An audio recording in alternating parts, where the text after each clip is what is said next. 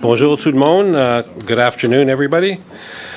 We gather here on the Red River Valley, Treaty 1 territory and homeland of the Red River Métis. Thank you to everyone for being here today for this transformative announcement for healthcare for Manitobans.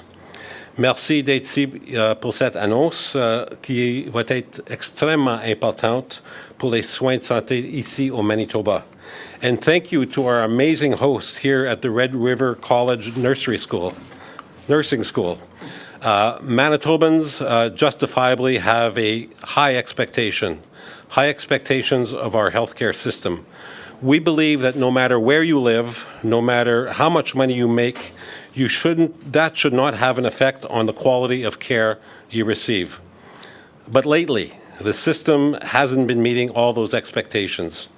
We've all personally had or know someone who has had an extremely bad experience with the healthcare system here in Manitoba. And oftentimes, those experiences are even more frustrating if you live in rural areas, northern areas, or in an Indigenous community. And that is why we are here today. Les investissements transformateurs que notre gouvernement réalise dans le système de santé ici au Manitoba feront une vraie différence dans la qualité des soins qui reçoivent les Manitobains à travers la province. We're making sure that our seniors receive the care they deserve because everyone should be able to age with dignity and on their own terms.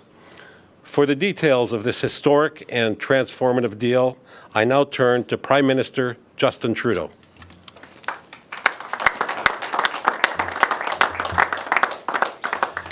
Merci Dan pour l'introduction. Je suis très heureux d'être ici aujourd'hui avec le ministre Holland qui nous aide à améliorer les soins de santé et les députés du Manitoba, Terry Duguid, Ben Carr, Kevin Lamoureux. Premier Kinew, Wab, it is so great to be here together today for this announcement. This is a big day. It's been a long time coming, and you've been an outstanding partner from the very beginning. So I really appreciate it. It's great to have your Deputy Premier and Minister of Health, Seniors and Long-Term Care, Uzuma Agsauer. Thank you very much for being here as well. Fred, other ministers and MLAs, thank you. Fred, thank you for welcoming us here to the Red River College Polytechnic Nursing School. It's appropriate that we be here today.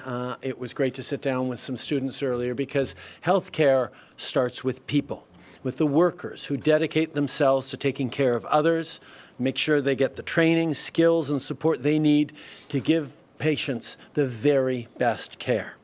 J'ai eu la chance de rencontrer des gens qui étudient en sciences de la santé un peu plus tôt, des gens qui sont ambitieux et inspirants. Ces étudiants-là représentent l'avenir de notre système de santé. Et aujourd'hui, on est justement ici pour parler de ça, l'avenir des soins de santé au Manitoba. Every year, thousands of people put up their hands to become healthcare workers in Canada, like these students here at RRC. They join the hundreds of thousands of professionals who uphold one of the key promises linked to being Canadian, that no matter where you live, what you earn, you will always have access to high-quality, publicly funded health care. But we have to be honest with ourselves. Even as we take pride in our system, there are some real challenges facing our health systems right now. It can be too hard to access a family doctor or a nurse practitioner. Emergency rooms are too often overwhelmed. People are waiting for the surgeries they need, and healthcare workers are under immense pressure, working in conditions that make it even harder to be there for their patients. You've felt these challenges extremely acutely here in Manitoba. The pandemic was devastating here, but years of conservative cuts left Manitoba's healthcare system struggling to protect and care for patients. And of course, healthcare workers were pushed to their very limits. I remember having a Zoom call back in the spring of 2021 with the nurses at Victoria Hospital when things were pretty tough and they were dealing with one of the worst outbreaks in the province. They were there for people. We need to make sure they work in a system that can deliver the best possible care. One of the things that we've learned through the pandemic, through difficult times, is conditions of work dictate conditions of care.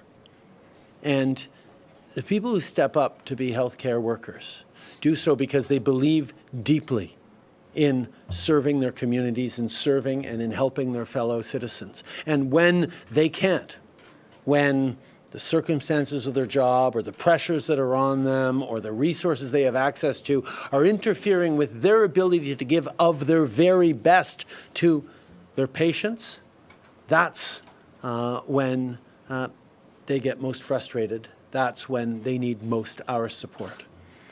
The people of Manitoba deserve a system that is there for them, that they can rely on. That's what every Canadian deserves. And that's why last year our government stepped up. We've committed $200 billion over the next decade to strengthen public health care in Canada. As part of this investment, we said we'd work on tailored agreements with each province and territory to help address their unique challenges and needs. And today we're announcing that we've reached our 7th agreement, this one with the great province of Manitoba. Here, here.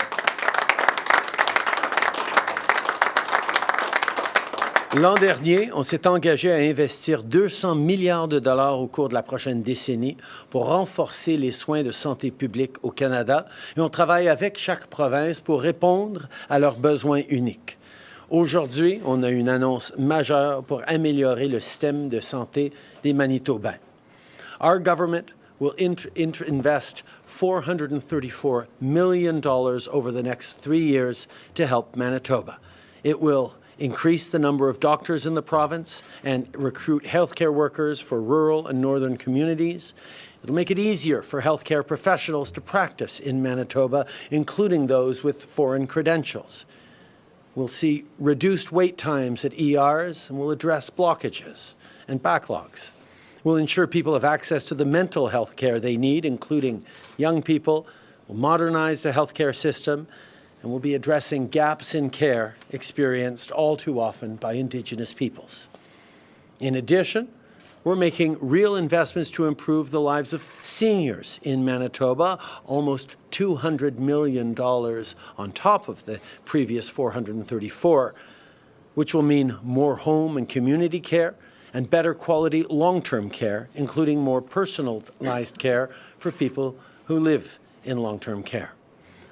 En résumé, on a 2 accords avec le Manitoba aujourd'hui. C'est un total de 633 millions de dollars pour améliorer les soins de santé, y compris des investissements dans les soins à domicile, les soins communautaires et les soins de longue durée pour les aînés. On a bien hâte de poursuivre notre travail ensemble pour transformer les soins et pour livrer des résultats concrets. These investments are about delivering real results, about improving patient care and patient outcomes, including for the most vulnerable. Nothing is more important than your health. The federal government is therefore stepping up to make sure that provinces and territories are equipped to deliver the care you expect and deserve, and to protect the promise of our universally publicly funded healthcare system that is core to who we are as Canadians. La pandémie nous a montré toute l'importance d'investir dans les soins de santé et elle nous a rappelé à quel point les travailleurs de la santé sont essentiels. So I want to wrap up by thanking all the healthcare students here who've put up their hand to do this work. Wab and I just had a great conversation with a number of young people who talked about the calling, the drive they felt to get into healthcare and contribute to their communities, their desire in many cases to be able to take what they're learning here and return to their communities to deliver healthcare to the families and neighbors that they grew up with. But also we talked a lot about the mental health pressures on our frontline healthcare workers and how governments of all stripes need to do a better job of supporting them, and not just supporting them when they're facing their most acute challenges, but supporting them in a proactive way so people can stay resilient and healthy longer, even in the critically important and sometimes very, very emotionally difficult jobs that they are doing. So I want to thank every doctor, social worker, paramedic, orderly, therapist, OT, the list goes on and on and on, of professionals who step up to serve their communities, to serve their fellow Canadians. You are there for us, and today we're here to tell you that we will be there for you. You keep us healthy, you keep Canada strong, you continue to make Canada the very best country in the world, and we're going to keep working hard to make sure it becomes even better. With that, I'm very pleased to pass it over to my friend and yours, Kinew. Premier.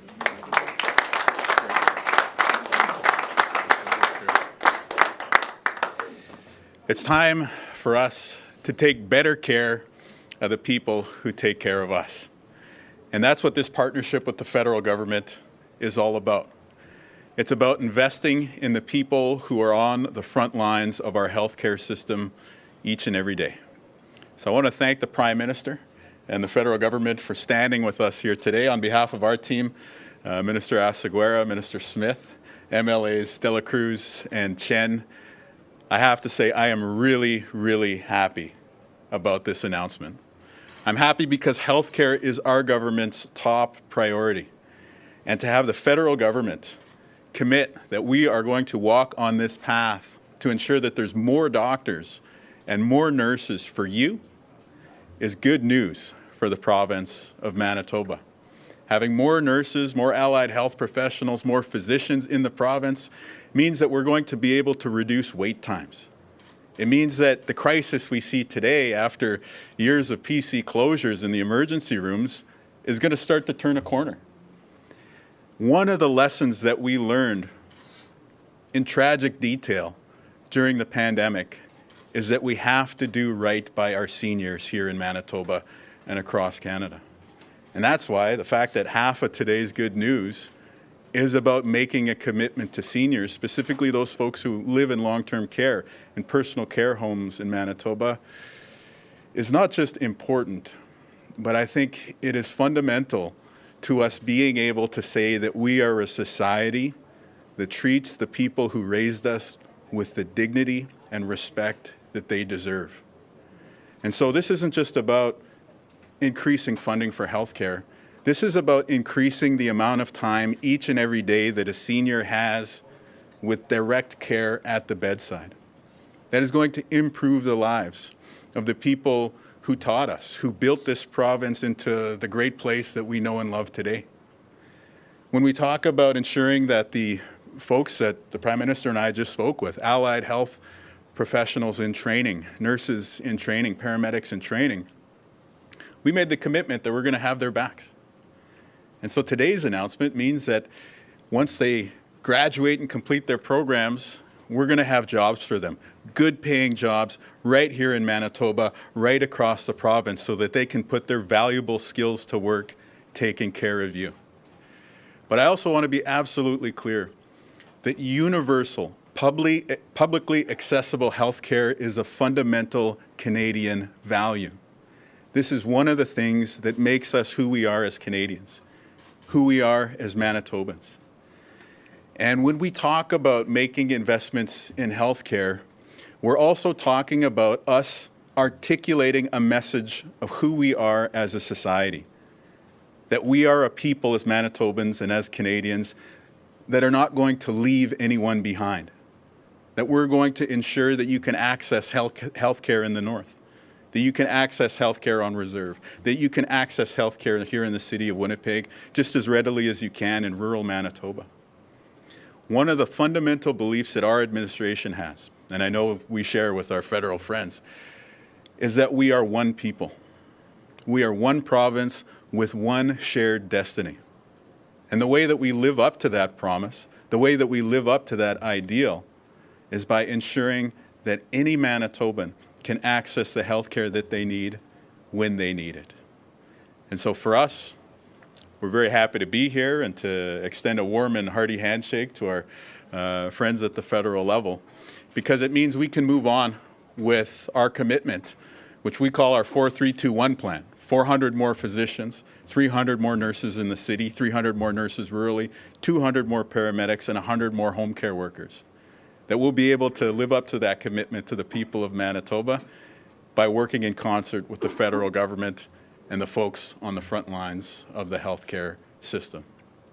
So to close, I just want to say a simple message to young people across our province. We need you. We need you on the front lines of our healthcare system. And you are going to have governments at the provincial level and the federal level that are going to step up to support you if you step forward to take a career in healthcare. So to all the young people in Winnipeg and Brandon, in Thompson and in Cross Lake who dream of being a physician or a nurse, a paramedic or an ultrasound tech, I encourage you to pursue your vision. And when you take that step, our governments are going to meet you and ensure that not only is there good training, but also that there's a good paying job for you on the other side. So once again, I just want to say merci beaucoup au gouvernement fédéral. Ça, c'est une annonce merveilleuse pour la province du Manitoba. Nous embauchera bien plus de médecins, d'infirmières, tout partout dans le Manitoba. Alors, je suis très, très content d'être ici aujourd'hui. Merci beaucoup. Miigwech. Thank you very much.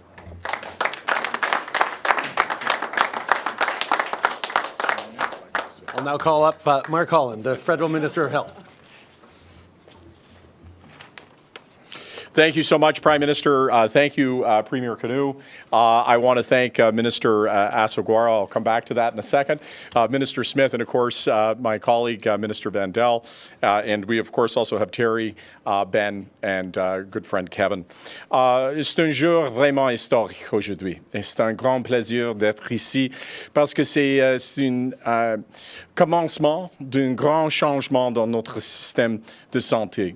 Ici, certainement en Manitoba, mais dans le pays généralement. Look, we went through some really tough things, some really difficult times. The pandemic was a trauma felt to each and every one of us. But to our healthcare workers, and I look particularly at Darlene Jackson and Claire Becker, representing nurses who are with us today, or to Dr. Abu, who we had a chance all to talk about some of the challenges that exist here today. They held us up. And what was asked of doctors and nurses and healthcare workers, long-term care facilities and hospitals and all elements, was way too much to ask of any human being. But when you look at how we meet tough times, how we meet the challenges we have in this globe, what a guiding light that is to the transformation we need to do in our health system. Because what they did, all coming together, all having a single purpose, all asking, how can we help? How can we make things better? Is the spirit that I know infuses this agreement, and certainly the spirit that I see in the conversation that I've had with Minister Asogwara. Minister Asogwara and I had our first conversation very shortly after you were elected, and I can say that there's somebody who fundamentally gets it. Fundamentally gets it in terms of the size of challenge that's in front of us, but that you got to put up your hand and say, we're going to get it done. Understanding how hard it is, but that we have such incredible people across the country that we're so fortunate to represent, that count on their healthcare system, that count on that system being there for them, and know that we need to be there to make sure our healthcare system is already one of the best in the world, but it has to be the best in the world. And we've seen what happens when we face conservative cuts, when we face people who are more interested in playing down the system and pushing into despair and having people give up so that we don't fight for our public health care system. We know where that leads. Instead, what we're talking about here is making investments, making sure that everyone has access to a family health team that they can count on throughout the totality of their life journey. We know that when people don't have the care that they need, they're discouraged from going in early. They don't make that appointment. They don't catch that symptom. They end up getting a small illness that becomes something major. And that those investments are critical because it's not just about convenience of access or equity. It is also fundamentally about prevention and about making sure that we have a population that is healthy and therefore productive and therefore ready for the challenges that are ahead of us. I want to say that this agreement specifically is addressing those challenges. Today, two new agreements represent more than $633 million that will flow into the healthcare system here in Manitoba. The Working Together agreement the Prime Minister was referencing is $434 million over the next 3 years. And the Prime Minister, in his comments, talked about some of those elements. I want to talk about them just a little bit deeper. It means that we're going to be hiring hundreds more doctors and expanded incentives to attract and retain healthcare workers. It means direct action to address surgical backlogs and reduce overcrowded professionals to do work in northern and rural communities. In terms of mental health and substance use services, it means critical action to expand in an area where we're seeing crisis. And I have to say that with Minister Asogwara, the conversations that we had in the trilateral meetings, the solutions are there. We know what needs to be done, and this agreement is about going after that. Being able to visit places like Nine Circles and some of the incredible work that's being done on a community level. It also is ensuring that we can improve French health services, better access to high-quality, culturally appropriate health service for Indigenous people, including by the representation of Indigenous healthcare providers. The Aging with Dignity Agreement makes sure that our seniors are going to, after a lifetime of contributing to our society, able to live with dignity and vitality. This agreement sees $199 million over the next 5 years to increase the safety and wellness of our seniors by developing hearing aid programs and increasing services for victims of elder abuse. It allows more seniors to live independently, including by supporting home modification and expanded home care, so that seniors can age where they live. It means hiring more long-term care workers and support long-term safety and standards, and to ensure long-term care residents stay healthy and receive the quality care that they deserve.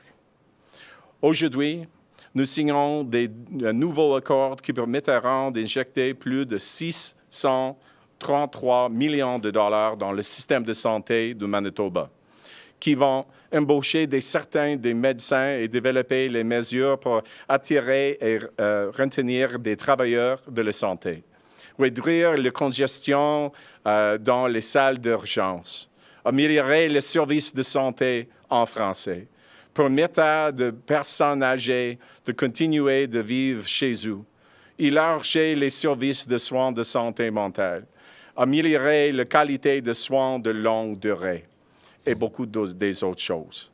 Ensemble, c'est une étape essentielle pour notre système de santé. And I just want to say that, you know, as the Prime Minister and Premier Kinew are talking to the students and instructors here, and, you know, the Prime Minister has always got so much passion for our healthcare system. And you see in the folks here, their passion and their expectation that we're going to do everything that we can to fight on their behalf to create the healthcare system that they deserve. That's what today's about.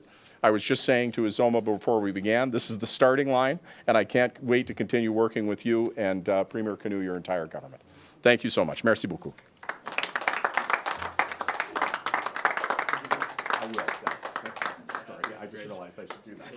And with that, folks, I am very pleased to introduce Minister Asogwara. Minister? Thanks so much.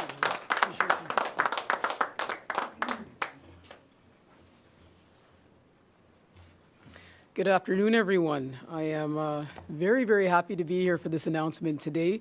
Thank Prime Minister Trudeau, obviously our colleagues, Premier Kinew, everyone who was able to be here for this announcement and who has contributed to us getting to this point. It is a big day in Manitoba. I'm honored to be able to be a part of us taking another step, another important step to fulfill our province to Manitobans to make healthcare better for them. That means more nurses, it means more doctors, it means more allied healthcare professionals, it means supporting more healthcare students, and it means more beds. It means better care for Manitobans. I want to acknowledge and thank the hard work of our entire team who made today possible, and certainly Minister Holland. The conversations that we've had since our government was elected have been very productive and very positive, and getting here today is largely in part of the work of so many people. You know, the work and the progress that we've made in our short time in government so far is thanks to the tireless, dedicated folks on the front lines of our healthcare system. Nurses, doctors, allied healthcare professionals, support staff, and yes, nursing students who we've met today, tech students who we've had the conversations that were wonderful with today. These are people who have dedicated their lives to serving Manitobans. This announcement today is really a message to those folks that our government has their back. Together, we will bring more staff directly to the bedside. We will raise the standard of care across the province for seniors and all Manitobans. And we will reduce wait times to make sure that everyone gets the care that they need when they need it. My job as health minister is to make this progress happen as soon as possible, as quickly as possible, by working together with our partners throughout the system. I want to make sure that every single person gets the care that they need for their mental health as well. If you're a Manitoban who needs access to mental health care services, you should get that in our province. That every senior is getting the care that they deserve at the bedside and in their communities. That every person who needs emergency care has an ER with a bed that's ready for them. Our government has a new vision, one where the culture of healthcare is the best in Canada, one where patients are at the heart of every decision that is made, and one where we work together with those on the front lines every single step of the way. That is the vision that we carry forward. That is the vision that we are taking a very important step toward today. Thank you. Thank you, everyone.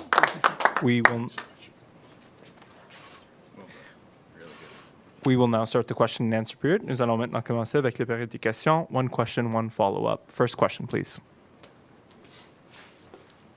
Hi. Cam McIntosh, CBC. For the Prime Minister, a question and a follow-up, hoping you can respond in both English and French. So we've heard some critical comments made by the Parliamentary Secretary to the Foreign Affairs Minister regarding your government's policies and statements on the Gaza war. Your reaction to those comments, please, and can he stay on as a Parliamentary Secretary? Well, one of the things that I've talked about an awful lot over the past number of months is how difficult it's been for millions of Canadians in having very, very challenging conversations with neighbors, with friends. There are people from different perspectives and different places that are hurting deeply, that are watching what's going on the other side of the world and having it impact them in their daily lives right now. One of the strengths of the Liberal Party federally is that we have always had a strong number of people who feel and who reflect the diversity of perspectives and views across the country. We have a large number of Muslim MPs, we have a large number of Jewish MPs. And the kinds of conversations that go on within our party are not always easy, but they reflect that diversity of conversations happening across the country. And that's why in everything that we have said, in our position as a government and as a country, it's recognizing the ongoing humanitarian catastrophe and crisis that is affecting the people in Gaza. It's condemning the terrorist acts by Hamas, including the continued keeping of hostages who must be released. And it's conversations about how we get to a two-state solution with a peaceful, stable Israel living alongside a peaceful, stable Palestinian state. Now, right now, more than ever, it seems a long way away, but we need to continue to dedicate ourselves to that long-term, viable peace in the region. That's why this morning I spoke with President al-Sisi of Egypt. I've spoken with Minister Benny Gantz in the Israeli government. Yesterday I sat down with King Abdullah of Jordan. And we are continuing as a country to engage in the full complexities of this situation with a steadfast focus on bringing forward peace, stability, and standing up for the rights of people to live in peace and stability, both on the other side of the world, but also here in Canada, where communities are really feeling the impact of what's going on over there, right here in their neighborhoods. Une des forces du Parti libéral du Canada, ça a toujours été qu'on a à l'intérieur de notre parti le reflet des genres de conversations qui se passent à travers le monde et à travers notre pays. Des gens qui ont été impactés de façon personnelle, de façon profonde, de très différentes façons par ce qui est en train de se passer à l'autre côté du monde. Et donc, en tant que gouvernement, on a continué d'être ancré dans les principes de créer de la paix, de la stabilité, de condamner l'attaque terroriste de Hamas et d'exiger la libération des otages, en même temps qu'on pousse vers un État à deux États, une solution à deux États, avec un Israël sécure et stable à côté d'un État palestinien sécure et stable. Et c'est extrêmement difficile pour bien des gens, mais en tant que gouvernement, nous allons rester ancrés dans ces priorités-là. C'est pour ça d'ailleurs que j'ai eu des conversations juste ce matin avec le président de l'Égypte, avec le ministre Gantz du gouvernement de l'Israël, et hier, une longue conversation avec mon ami Sa Majesté, le roi de la Jordanie. Le Canada va continuer d'être là pour protéger les gens, pour appuyer le processus vers une solution stable pour la région, tout en luttant à tous les jours contre la haine et l'intolérance qu'on voit à travers notre pays avec une montée de l'islamophobie et de l'antisémisme en même temps. Follow up on comments coming from the cabinet. The Environment Minister Guilbeault has commented that this government will no longer invest in roads. We have Northern First Nations that came out last week asking the province and the federal government to invest in an all-weather road system. It's the middle of February. Those roads have just opened. Climate change is a problem there. Will you invest in that? The minister clarified his comments, that he was speaking about a very specific project in Quebec City. The reality is, since 2008, this federal government has stepped up massively on investing in infrastructure right across the country. Here in Manitoba, where there's conversations about the need for new road infrastructure to replace, yes, the fact that ice roads are no longer as reliable or viable in a world impacted by climate change, whether it's talking about other infrastructure projects like, I know when I sit down with Wob later, we're going to talk about the North End wastewater plant. There's lots of things to do. The federal government's position on being there to invest in infrastructure that people need right across the country, whether that be roads or bridges or ports or community infrastructure or whatever, we will continue to be there in partnership. And it's a contrast, not just with the Conservative government that preceded us, but the Conservative Party in Ottawa right now that continues to stand against investments in infrastructure, against the kinds of investments that help communities, because all they're proposing is cutting the investments, including in infrastructure, that Canadians are relying on. We will continue to be there. Next question. Bon après-midi, Monsieur le Premier ministre. Je m'appelle Cédric Nouféré, journaliste à Radio-Canada. J'aimerais rester sur la scène internationale. Alors, que prévoyez-vous de faire si le gouvernement Netanyahou ignore votre plaidoyer et attaque Rafah? Écoute, c'est une conversation qu'on est en train d'avoir à travers le monde entre différents chefs, y compris des pays qui sont amis du peuple israélien, de l'État d'Israël. Nous sommes très préoccupés, comme j'ai dit hier dans un communiqué signé par moi-même et les premiers ministres de l'Australie et de la Nouvelle-Zélande, avec cette idée qu'il y aurait une mobilisation militaire contre Rafah. Les gens à Rafah sont en grande partie là parce qu'ils ont été déjà déplacés de différentes parties de Gaza. Ils sentent qu'ils n'ont plus nulle part où aller. C'est pour ça qu'on a exprimé directement, y compris ce matin quand j'ai parlé au ministre Gantz de l'Israël, ma grande préoccupation avec cette idée d'une mobilisation militaire sur Rafah. En tant que monde, on va continuer d'être là pour exiger plus d'aide humanitaire aux citoyens de Gaza. On va être là pour continuer de pousser vers un cessez-le-feu durable. On doit absolument éviter que la violence continue dans le mois saint de Ramadan qui s'en vient dans quelques semaines. C'est une grande préoccupation que nous partageons et sur laquelle nous travaillons.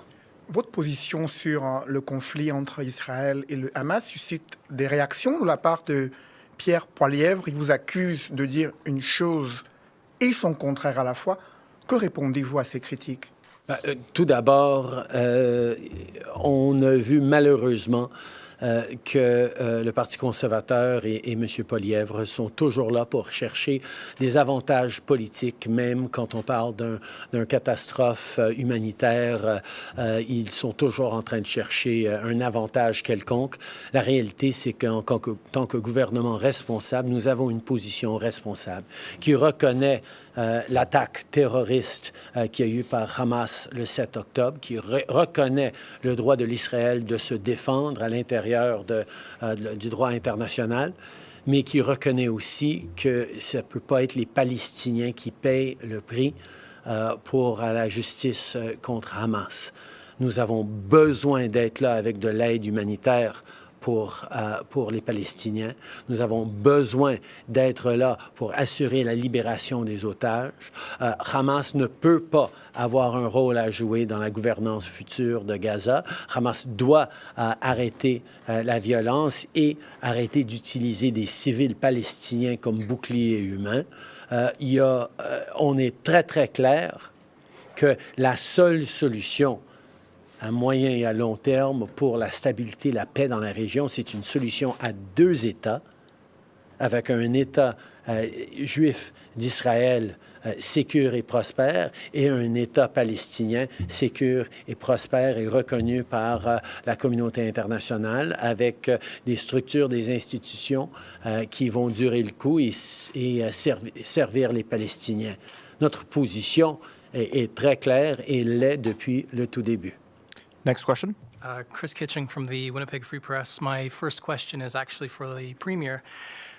It's in regards to the tragic deaths of a mother, her 3 children, and her niece in a case of intimate partner violence in Carman earlier this week. The mother of the 17-year-old victim has said that she raised her fears and concerns with child welfare authorities about her daughter's placement in that home and about the suspect, but nobody listened. Separate from the children's advocates' review, what kind of action will the province take, be it an investigation, an inquiry into the handling of the mother's complaints, any response to them, and any potential failures to protect not only her daughter, but the other occupants of that household? It's a dark time in Manitoba right now.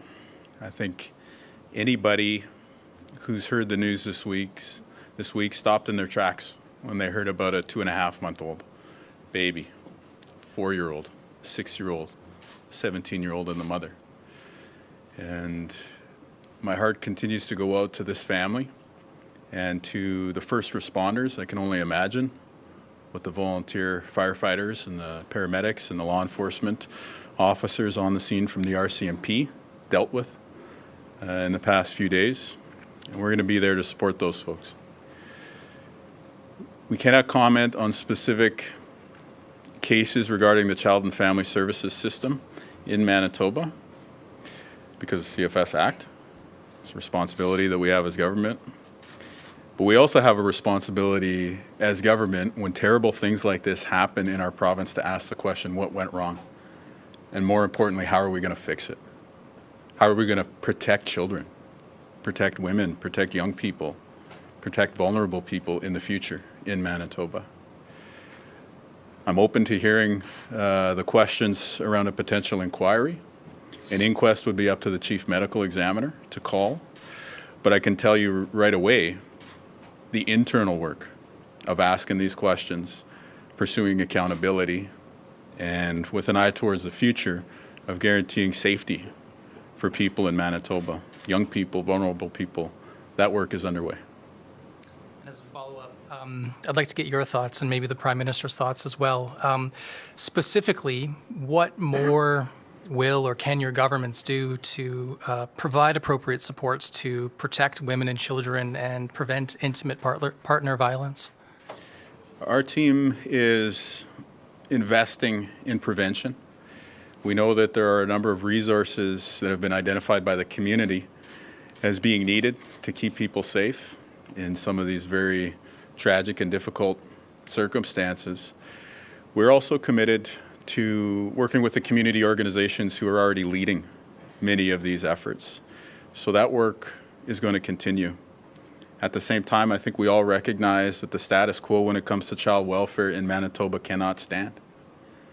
And so our government has made the commitment that when Indigenous nations step forward to exercise their rights as articulated through C-92, that we are going to be there to work with them quickly, compassionately, and with an eye towards ensuring that the safety of children in both the physical but also the cultural and social senses of the word are going to be guaranteed.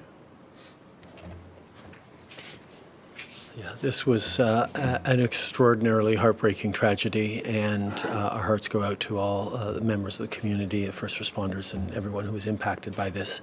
As a government, we've put forward a gender-based violence strategy. We've put forward significant partnerships and measures to combat intimate partner violence and provide supports, whether it's mental health supports, addiction supports, to the range of contributing factors that exist so often in intimate partner violence. We've also moved forward on a number of initiatives, including red flag laws when it comes to gun control and gun permits, to try and keep guns out of the hands of people who have been committed or charged with intimate partner violence. We've also moved forward, as the Premier talked about, with C-92, which is all about making sure that kids at risk in Indigenous communities get to be supported in those communities in ways that are safe, yes, but also culturally sensitive in language and much more likely to give greater outcomes for them in the future. There are many, many factors that play into this, but I really have to say how pleased I am to be able to work directly with Premier Kinew on this issue that hits Manitobans particularly hard. But we've seen far too many tragedies right across the country over the past years that we will continue to work together to prevent in the future. Brittany Hobson, the Canadian Press, for both the Premier and the Prime Minister.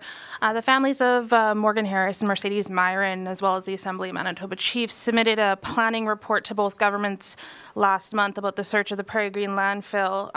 In that report, it laid out timelines that said excavation could begin in October if the funding was in place by February 1st. We've obviously passed that date. Given that this hasn't happened, are your governments confident that a search could begin this year? Yeah, we are. And I think that we always have to begin by expressing our compassion and thoughts for these families. These are families whose loved ones are victims of what's alleged to be one of the worst crimes in our province's history, which is something that none of us want to imagine, but all of us are compelled to extend compassion towards. We are going to search the landfill at Prairie Green. We are going to work with the families along the way and Indigenous leadership, in this case, namely the Assembly of Manitoba Chiefs. We're also going to be there to support the families through what I expect will be a difficult next few months. And this work will continue. I think that we have a responsibility to ensure that our communication happens first and foremost with families and with Indigenous leadership prior to the public. But I would say to the public, given the strong interest in this from Manitobans and Canadians, is that at the conclusion of this process, when you look back at the timeline, our public comments to date will all have been accurate and consistent with where we're going to land. Thank you.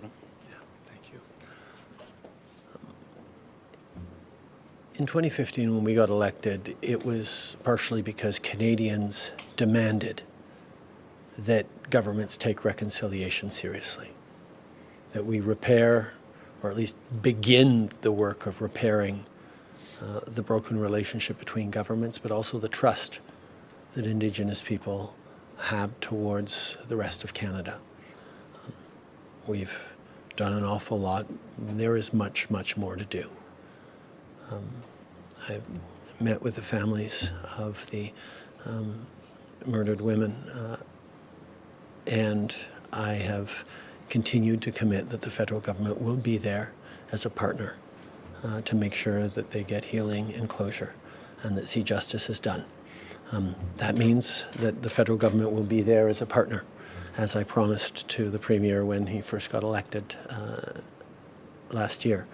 The federal government will be there as a partner, but we recognize the leadership and the thoughtfulness with which Wab and his government are taking this extraordinarily difficult issue, and we will be there to do our part as well, because all Canadians expect it. Follow-up question for the Premier. The report raises concerns about toxic material in the landfill and the various environmental approvals, and the family has been outspoken about the province's part in speeding up those approvals that would be needed. Has the province committed to approving the way these toxic materials and other material will be handled?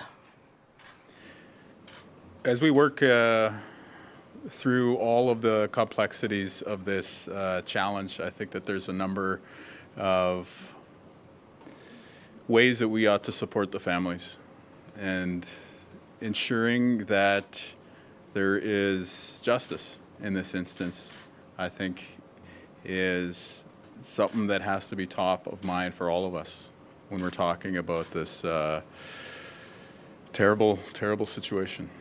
So we're working ahead with compassion. We're working ahead with the families and the Indigenous leadership in mind, and we expect that we will be able to fulfill our commitment to them and to the people of Manitoba. Last question. Dernière question. Question for the Prime Minister. So Donald Trump has made it clear he's willing to walk away from NATO. That's raising concerns about what he'd do about NORAD. If the U.S. were to withdraw, that would severely hinder Canada's territorial sovereignty. How concerned are you about that risk?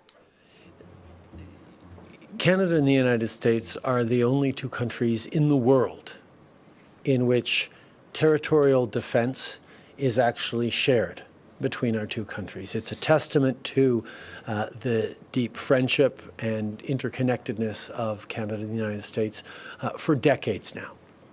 We have worked together in NORAD to keep North America safe, and quite frankly, Canada has recently stepped up with tens of billions of dollars of investment committed to modernizing NORAD to better suit the challenges the world is facing right now. I was down in Colorado Springs at NORAD headquarters just a few years ago, seeing the extent to which the Canadian and American military are not just integrated, but sharing command in the extraordinarily important element of territorial defense. We are always going to be there to work with our American partners on protecting North America, and I am confident that that is something that is very much in the interest of all Americans as well. Just to follow up to that, the NATO Secretary General said that these comments by Trump on NATO undermines the security of the alliance and puts allied troops at risk. Do you agree with that assessment? Obviously, the American people have a really important choice to make in the upcoming election in November. The world is more complex, more challenging, and impacting people's daily lives in ways that were hard to imagine even just a decade ago. The conversations that the American people have in the lead up to that election are going to be extremely important, and Canada will, as is consistent, stand up for our interests and our values, but allow the democratic process to unfold fully in the United States without our interference. Le Canada et les États-Unis travaillent ensemble depuis plusieurs décennies pour la défense territoriale de l'Amérique du Nord. Le Canada, d'ailleurs, vient d'annoncer des milliards de dollars, des dizaines de milliards de dollars en modernisation de NORAD, parce qu'on sait que c'est important de rester présent avec toutes les nouvelles difficultés auxquelles l'ordre mondial est en train de faire face. Je sais que les Américains apprécient profondément ce partenariat et cette amitié avec le Canada. Nous allons continuer d'être là pour se protéger les uns les autres. par rapport aux élections américaines, évidemment, on va toujours être là pour défendre nos intérêts, mais on laisse aux Américains le choix important qui arrivera ce novembre. Ceci conclut la conférence de presse. Merci beaucoup.